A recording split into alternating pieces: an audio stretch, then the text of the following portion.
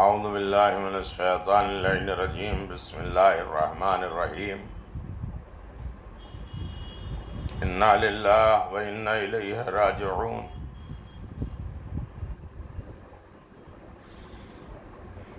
انا قتل الابراء، مجھے رلا رلا کے مارا گیا۔ عزیزو، محرم کی عزاداری اور غم اہل بیت، حسین ابن علی کی شہادت اور 12 محرم کی قیامت کی تاریخ، 11 محرم کو اسیر، مقتل میں آنا، لاشوں پہ آنا، بیان کرنا، اور حسین ابن علی کی بہن حسین ابن علی کے لاشے کو دیکھ کے کہتی ہیں کہ پروردگار میری یہ قربانی قبول کر لے۔ ساری بیویاں اپنے ماجائے قرابت دار کے لاشوں پر ہیں، بیان کر رہی ہیں، لیکن ہائے علی کی بیٹی جو اپنے دونوں بیٹوں کے لاشوں پر نہیں گئی۔ حمید کہتا ہے کہ 2 لاشوں پہ کوئی گریہ کرنے والا نہیں تھا۔ میں یہ سوچ رہا تھا کہیں ان بچوں کی ماں نہیں ہے۔ جناب زینب سلام اللہ علیہ نے فریاد کیا، ہمارے ساتھ انصاف کرو، میں کس کے اوپر گریہ کروں؟ یقیناً جس کے گھر سے جنازہ نکلتا ہے اس کی کیفیت ہوتی ہے، اور وہ بھی جنازہ ایسا انس اور محبت کرنے والا، پورے خاندان کو جوڑنے والا۔ میری مراد سید شرافت حسین بخاری نے قمر عباس، 11 محرم کی رات، قیامت کی رات، اور اس کے بعد 12 محرم، جس دن شہدائے کربلا کے لاشیں دفن ہو رہے ہیں۔ میں اہل خانہ کو یہی کہوں گا، یقیناً بہت بڑا غم ہے، لیکن چاہنے والے آ گئے، پرسہ دینے والے آئے، تسلی دینے والے آئے۔ خدا نخواستہ کسی نے ایسا تو نہیں کیا ان کا شوہر مارا گیا لہذا انہیں اسیر کرو، انہیں تعزیہ نہ مارو، انہیں اسیر کر کے کوفہ و شام لے کے جاؤ، سروں سے چادر چھین لو، بے کجاوا اونٹ پہ سوار کر لو۔ عزیزو، یقیناً موت برحق ہے، خدا کی رضا پہ راضی رہنا، لیکن غم بہت بڑا ہے، اسے برداشت نہیں کرنا۔ اگر کربلا والوں کا غم نہ ہوتا تو ہم ایسی بڑی مصیبتوں کو کبھی برداشت نہ کر پاتے۔ ہائے غریب رباب جن کا ایک شوہر ہی نہیں، گود کے دونوں بچے مارے گئے، وہ کیسے روئیں، کیسے نہ سایہ میں بیٹھتی ہیں نہ ٹھنڈا پانی پیتی ہیں۔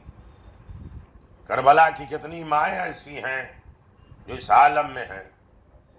یقیناً یہاں بھائی آ گئے، رشتہ دار آ گئے، قرابت دار آ گئے، تسلی، تشفی، روتے ہوئے کو سنبھالنا اور ان کے کھانے پینے کا انتظام کرنا۔ یقیناً کربلا کی یاد آ جاتی ہے۔ کتنے خوش نصیب ہیں وکیل صاحب، کیسا دن نصیب ہوا جس دن شہدائے کربلا دفن ہوئے، اس دن ان کی تدفین ہوئی۔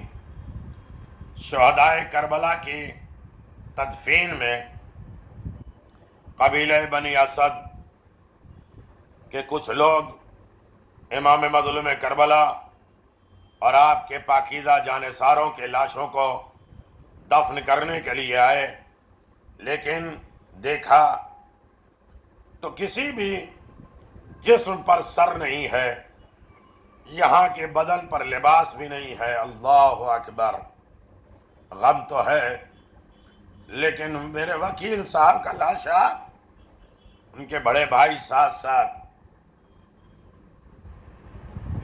ان کے اور بہنوئی اور دیگر رشتہ دار قریب قریب کھڑے ہیں، لیکن خدا نخواستہ لاشوں کی بے حرمتی تو نہیں ہوئی ہے۔ بنی اسد کے لوگ حیران تھے کیا کیا جائے۔ اتنے میں امام زین العابدین علیہ السلام تشریف لائے اور بدن اور جسم کو بنی اسد سے تعارف کراتے رہے، بتلاتے رہے، اور یہاں تک کہ بنی اسد دفن کرتے رہے، بلکہ اپنے والد بزرگوار کے لاشے کی تدفین کے لیے خود آگے بڑھے، لاشے کو دفن کیا، رو رو کے سخت گریہ کرتے رہے، اپنے والد بزرگوار کی بارگاہ عظمت و جلالت میں ان الفاظ سے پرسہ دیا ہے، سنو گے؟ طوبیٰ لعرض، خوش قسمت ہے وہ سرزمین جس نے آپ کے پاک و پاکیزہ جسم کو اپنی آغوش میں لے لیا، کیونکہ آپ کے بعد دنیا تاریک، آخرت نورانی، ہماری رات کی نیندیں ختم ہو گئی، غموں اور دکھوں کا اس وقت تک کوئی خاتمہ نہیں ہے جب تک آپ کے اہل بیت آپ کے ساتھ نہ ملے۔ اپنے فرزند پر اور میرا آپ پر سلام، آپ کی رحمتیں اور برکتیں جاری اور ساری رہیں۔ اور پھر اس کے بعد قبر پہ ایک جملہ لکھا، آبادیہ ھذا قبر الحسین ابن علی ابن ابی طالب الذی قتلوہ عطشانا غریبا، یہ حسین ابن علی ابن ابی طالب کی قبر ہے جسے لوگوں نے عالم غربت میں پیاسا شہید کر دیا۔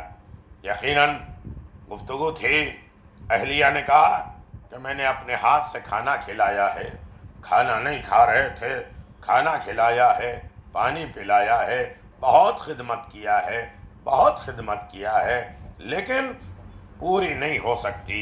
لیکن اس کا غم غم اہل بیت، لیکن ان کا غم ہمارے غموں کو چھوٹا کر دیتا ہے، ان کے آگے کوئی غم نہیں ہے۔ یہی تو منزل صبر ہے، ہوتا نہیں ہے ایسے وقت میں۔